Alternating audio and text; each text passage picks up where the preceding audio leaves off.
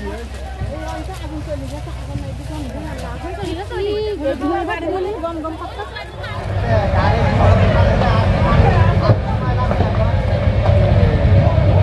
এত শব্দ হচ্ছে?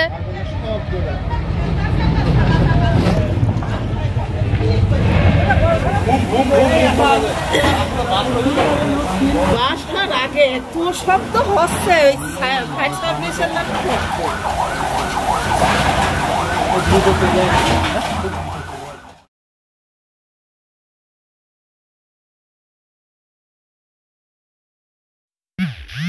আসসালামু আলাইকুম, আপনারা সবাই কেমন আছেন? আশা করি ভালো আছেন, যে যেখানে আছেন সুস্থ আছেন।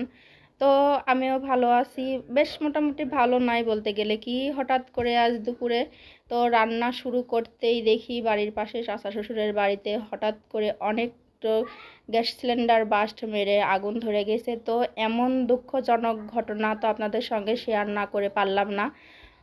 ওরা তো এমন দুঃখজনক ঘটনা যে ঘর থেকে তো কিছুই বের করতে পারি নাই। তারপরও সায়ের বাবাকে আমি আনতে বলছিলাম শশা, তো রাস্তা দিয়ে যাইতেছিল অনেক শশা, তো এই জন্য শশাটা নাকি ভালো না, এই জন্য লেই নাই আর কি। আর এই যে এখানে আছে লাল লাল টমেটো গুলো, এত সুন্দর টমেটো, যেহেতু এখন টমেটো সারা বছরই পাওয়া যায়।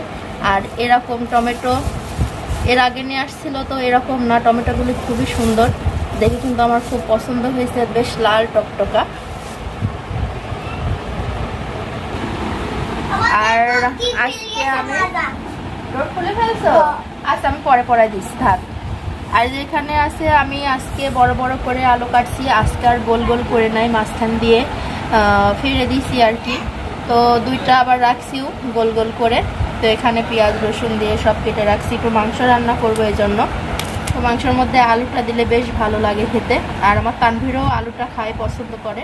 তো যে আমি কিন্তু মশলাটা করে ফেলছি, এখানে হলো আছে সরিষা বাটা আছে, পেঁয়াজ রসুন, আর আমি এর মধ্যে সম্পূর্ণটা কাঁচামরিচ দেব, কোনো শুকনা মরিচই দেব না, শুধু কাঁচামরিচ।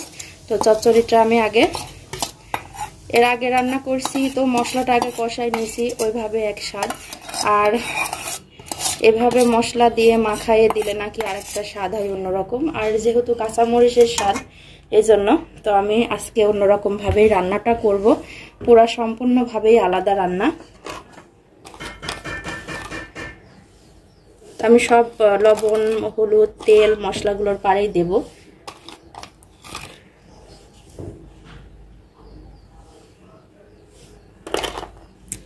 একটু ধনে গুঁড়া,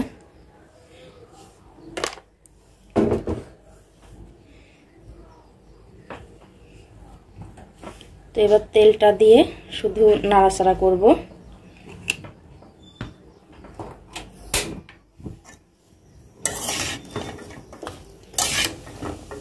দেখা যাক আজকের এভাবে চচ্চড়ি রান্নাটা কেমন স্বাদ হয়।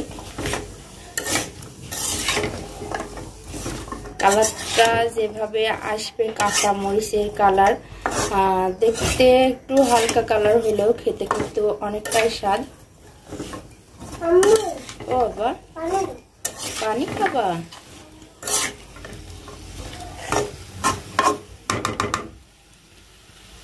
যাই হোক, তো নাড়াচাড়া শেষে একটু ঢেকে দিলাম। তো যে এটা হলো নিহারি রান্না। তো সরি, কথা শুধু খালি ভুল ভুল হয়ে যাচ্ছে। তো নিহারি রান্না ঝটপট পরোটা দিয়ে খাওয়ার জন্য দিশা ভাবি পাঠাইছে। তো আরেকটু ছিল, এর মধ্যেখান থেকে ছায়ামণি খাইছে, তোর বাবাকে এখন দেব। তো এই যে আমার চচ্চড়ি ডাটাটা কিন্তু প্রায় হয়ে আসছে।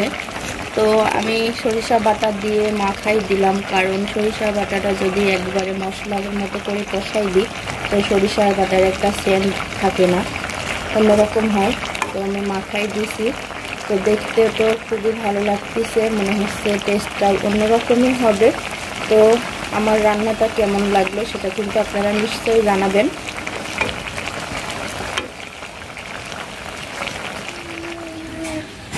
তো এই যে আমি মাংসের মধ্যে সব গোটা রসুন, গোটা পেঁয়াজ আর বাটা মশলা, আবার হইলো গোটা মশলাটাও দিয়ে দিছি, আর কাঁচা পাকা মরিচও দিছি, দেখতে কিন্তু অনেক ভালো লাগতেছে দেখতে। তো আমি আজকে এটা একেবারে তেল দিয়ে মাখাইয়ে দেব।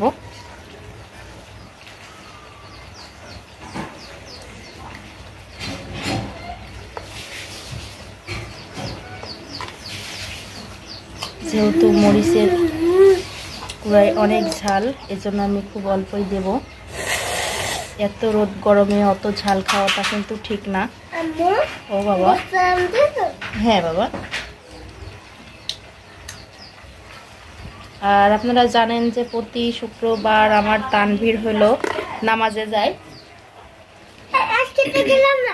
কিন্তু তানভীরের আজকে অন্যরকমই হয়েছে আর কি। তানভীর আজকে নামাজে গেল না।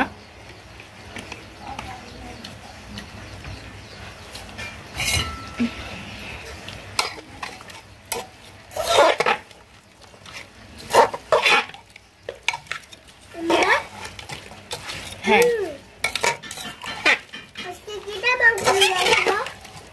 আজকে কে আনবে? বাবা আনছে।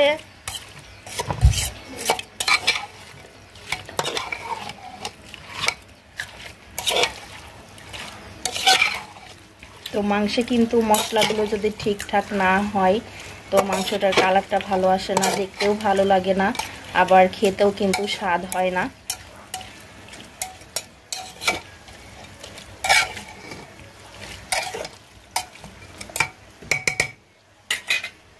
তো যে আমি কিন্তু মশলাটা করে ফেলছি। এখানে হলো আছে সরিষা বাটা আছে, পেঁয়াজ রসুন, আর আমি এর মধ্যে সম্পূর্ণটা কাঁচামরিচ দেব, কোনো শুকনো মরিচই দেব না, শুধু কাঁচামরিচ। তো চচ্চড়িটা আমি এর আগে রান্না করছি, তো মশলাটা আগে কষাই নিয়েছি, ওইভাবে এক স্বাদ।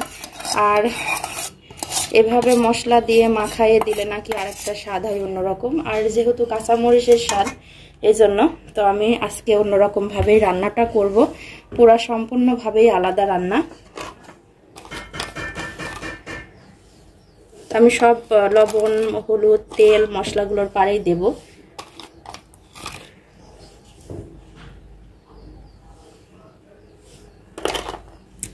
একটু ধনে গুঁড়া,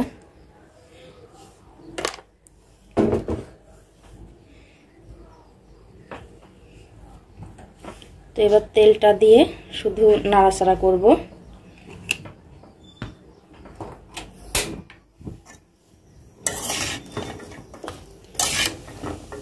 দেখা যাক আজকের এভাবে চচ্চড়ি রান্নাটা কেমন স্বাদ হয়। কালারটা যেভাবে আসবে, কাঁচা মরিচের কালার, দেখতে একটু হালকা কালার হলেও খেতে কিন্তু অনেকটাই স্বাদ। ও বাবা, পানি খাবা?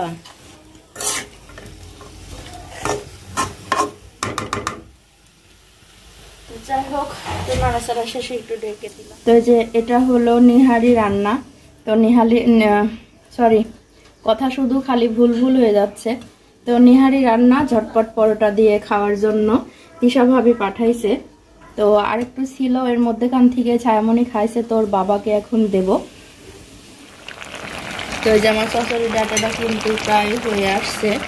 তো আমি সরিষা বাটা দিয়ে মাখাই দিলাম, কারণ সরিষা বাটাটা যদি একবারে মশলার মতো করে কষাই দিই তো সরিষা বাটার একটা সেন্ট থাকে না, অন্যরকম হয়। তো আমি মাখাই দিছি। তো দেখতে তো খুবই ভালো লাগতেছে, মনে হচ্ছে টেস্টটাই অন্যরকমই হবে। তো আমার রান্নাটা কেমন লাগলো সেটা কিন্তু আপনারা নিশ্চয়ই জানাবেন।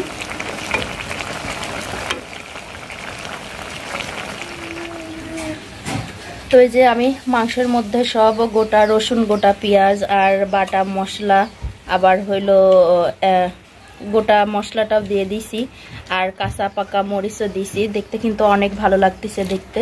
তো আমি আজকে এটা একেবারে তেল দিয়ে মাখাইয়ে দেব।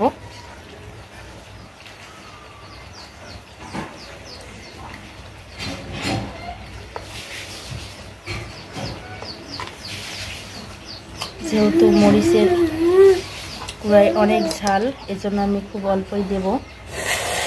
এত রোদ গরমে অত ঝাল খাওয়াটা কিন্তু ঠিক না। ও বাবা, হ্যাঁ বাবা। আর আপনারা জানেন যে প্রতি শুক্রবার আমার তানভীর হলো নামাজে যায়, কিন্তু তানভীরের আজকে অন্যরকমই হয়েছে আর কি। তানভীর আজকে নামাজে গেল না।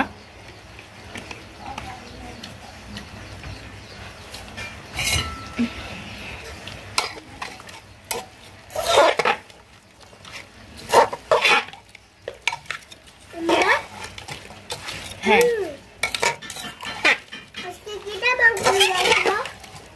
আজকে কে আনবে? বাবা আনছে।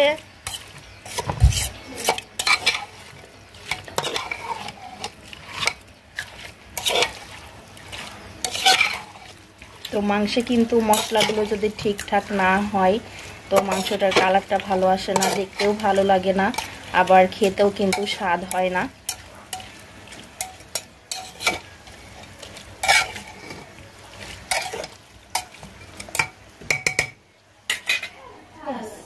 তো এই যে আমার রান্না কিন্তু সব শেষ, এখানে চচ্চড়িটাও নামাই ফেলছি। আর এই যে এখানে আছে হলো টমেটো সালাদ, সালাদও পেঁয়াজ মরিচ দিয়ে কেটে রাখছি। ভাতটাও হয়ে গেছে। আর হলো এখানে আছে মাংস, তো মাংসটাও হয়ে গেছে। তো এই যে দেখেন অনেক সুন্দর কিন্তু একটা কালার আসছে, দেখতে অনেক ভালো লাগতেছে।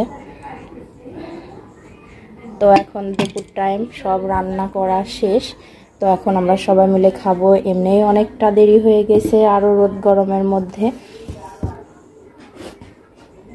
তো এখন আর কিছু বলবো না, যেটা হয় সেটা আবার পরে দেখানো যাবে।